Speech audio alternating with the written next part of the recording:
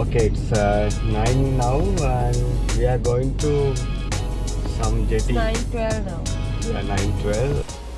So the kayaking will start from Kubang Badak Jetty at 10:30 am.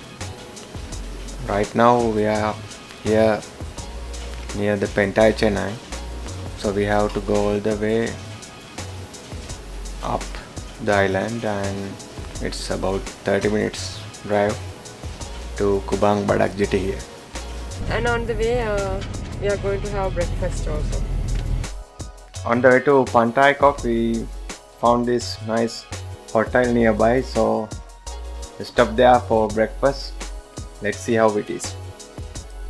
We passed few hotels on the way, but this one had open buffet and already there were few people, so let's check it out. See, they have so many options here. Here you just have to select whatever you like and you go to table. That's all. Then someone will come and bill you for that. You don't have to bother about prices here, because in Langkawi food is relatively cheap. It's almost 9:30, so we will have this and rush to jetty. It's a join-in tour, so other participants are already here at the Kubang Badak Jetty. And yeah, see, it got a nice view. Oh, I see the kayaks are already there. On the same side at the same time. Right side, left side together. Because if one person go on the right, another make your kayak go zigzag.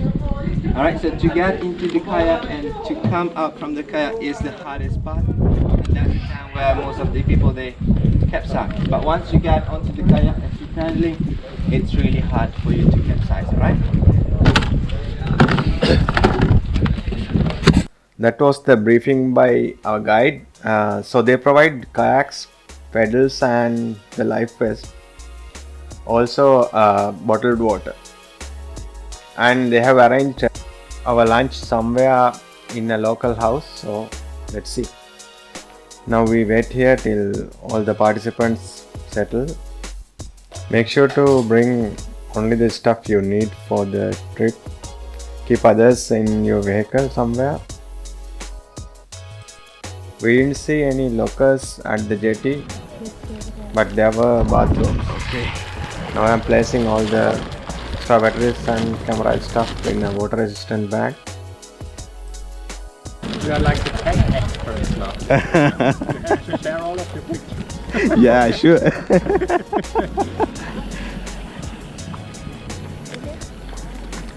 But there's too many stuff. Be careful. Yeah.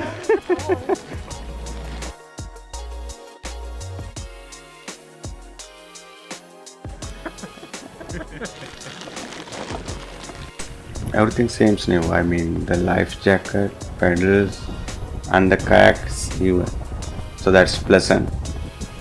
There's a boat of the team going ahead of us, so they'll carry your luggage and all to the next location. Seems like now we are going to start it. Alright, so can I have everyone turn this way, please?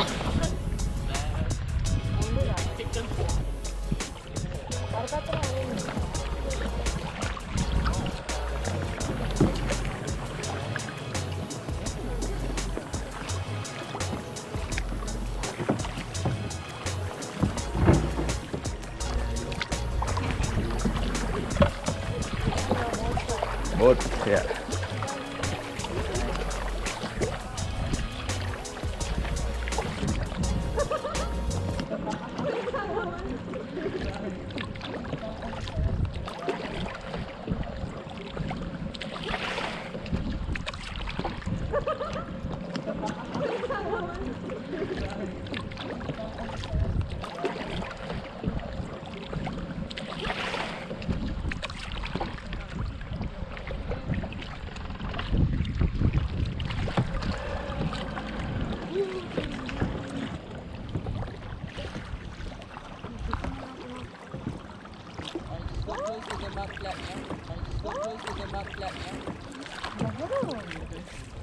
Alright, so go close to the mud flat. Alright, if you look onto the mud flat, you can see there's a movement. Alright? There's an activity that happen right now, which is if you look closer you can see crabs and also a fish. But the fish, it's close to the water surface. Alright, so every day this area will be flooded with sea water. It's affected by tide, high tides and low tide. And this happens twice daily. Usually during low tide, when the mud exposed, you can see this activity. For example, if you look to that side, to my left side, you can see there's a crab there. There you go. They're moving now. And if you notice, there's one crab with one big hand in yellow color. So the crab, the name is fiddler. Fiddler crab. And this crab, especially for male, they will have one big claws and another small claws. So the reason why they got the name fiddler is because the behavior when they eat, this crab will only use the small hand and it moves like this. And that's how they got the name fiddler crab. So this crab, they live here in this mud flats. The house lies deep inside the mud. Every day just before the tide flooded the whole area, this crab, they will cut a small piece of mud that will perfectly fit to cover the hole. So the male, one with the big hand, they use the claw for two things. The first, they use to attract female. How do they attract female is the crab, they will start waving the claws like this, calling the female. And basically for them, the larger the size, they're more attractive, which is high chance for them to get the female. And so the second thing they use is when it comes to fight, when they fight with another male. Each of them will try to cut off each other's hand. The one who loses the hand is the loser. But he doesn't have to worry about it because the crab, they will grow a new hand which eventually it becomes the small hand. So you cannot attract more females. Yes. You become loose. And then the previous small hand, it will grow to be the big one. So that's why if you look carefully to them, some of them will have big claws on the right, some will have big claws on the left. Alright? So now if you look carefully, if you can see the fish, there's some of them on that side, just close to the water surface. See them like moving, jumping, or you can see them on that side as well. Ah, yes. So the fish, they're known as mudskipper. The mudskipper is the only fish in the world that can live in both land and water. Every day, they will come out to the water surface, but just before they come out, they will have waters inside their oxygen tank, lies next to the gill. It's basically the same concept as human. When we go for scuba diving, you have oxygen tanks at the back. Once it's empty, you have to come to surface. Similar to the fish, right after they use the oxygen-rich water inside the tank, they have to come back again to the water, refill the tank, and then come up again to the mud flat. Mudskippers, they develop a soft, tight bone inside the pectoral fin that's strong enough to lift up their bodies. And because of the movement, they skip on the mud flat. That's how they got the name mudskippers. Alright, so right now let's leave these creatures having the breakfast of the day before the tide completely covered the whole area. We are paddling to this part of the river, and then later there will be a few stops for us. Alright? Are we going again? No, we're following the tide. Nanti back. What is coming that way? To here.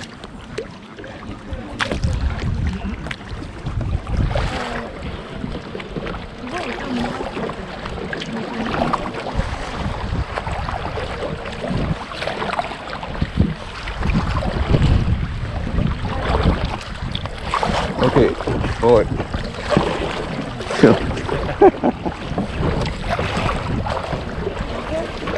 Yeah.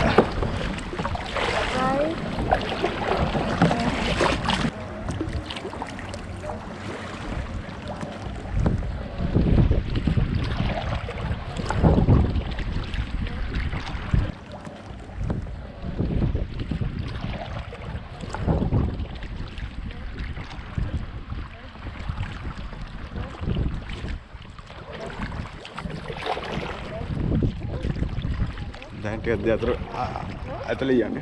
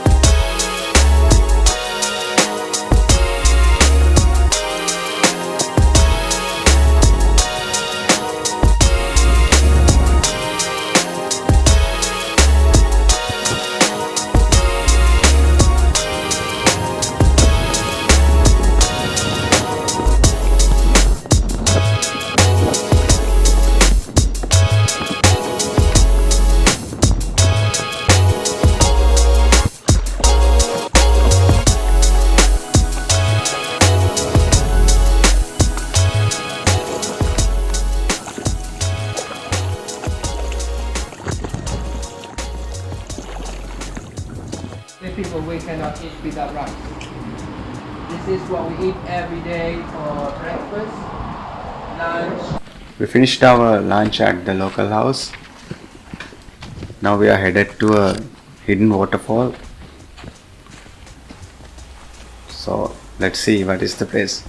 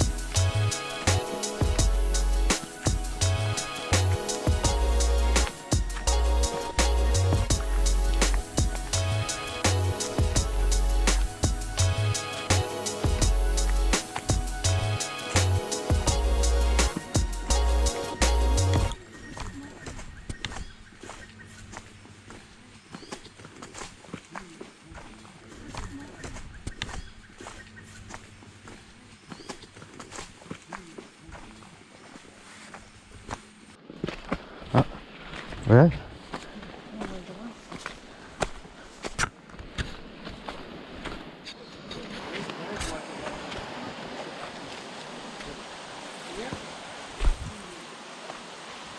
Good.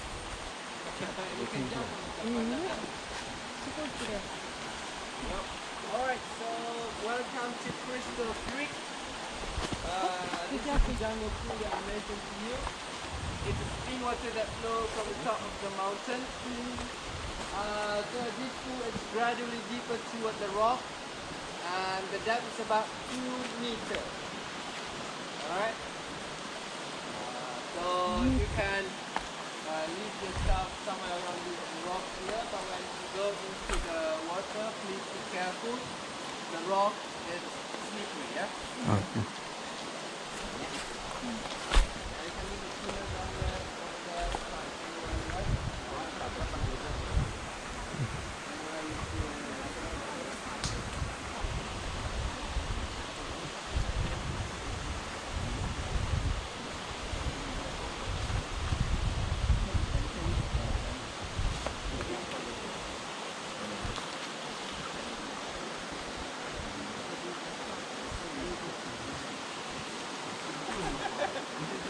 So basically, if you look on the map, you cannot see this. It's a hidden one. Very clear water, no? Yeah, very clear.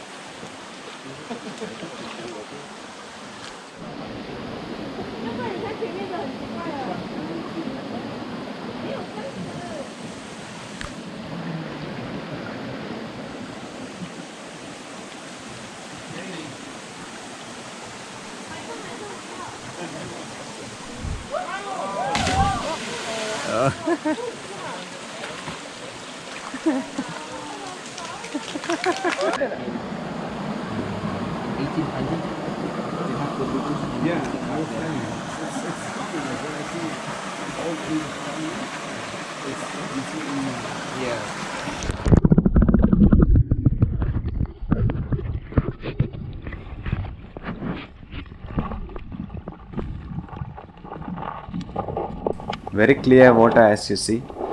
So this is the end of our kayaking trip, and next we head to a crocodile farm nearby. That is for the next video. Code, travel, Now.